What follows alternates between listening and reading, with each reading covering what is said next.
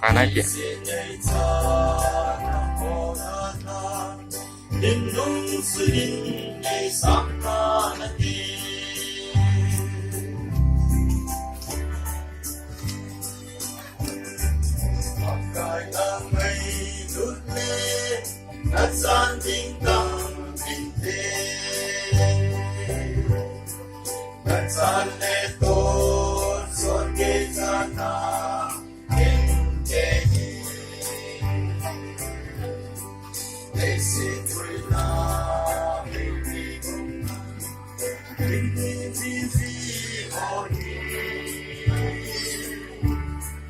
Hindung senin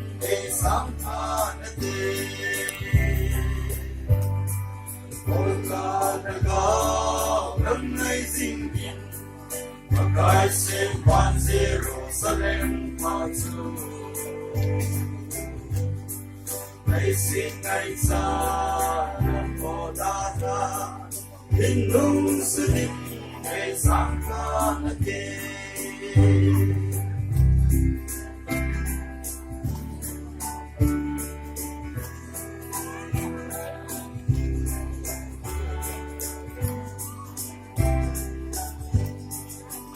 Ngài ban ngôi chốn na ai du lê suy a tâm xin ta qua gần lối kỳ kỳ cùng ta lâu hey mà nung hey cho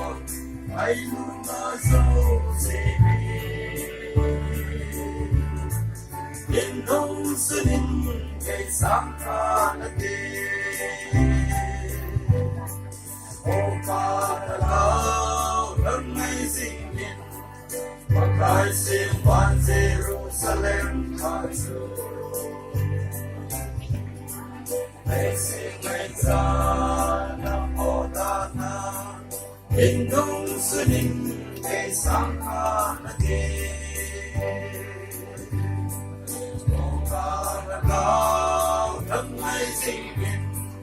Magkaisimpan Jerusalem at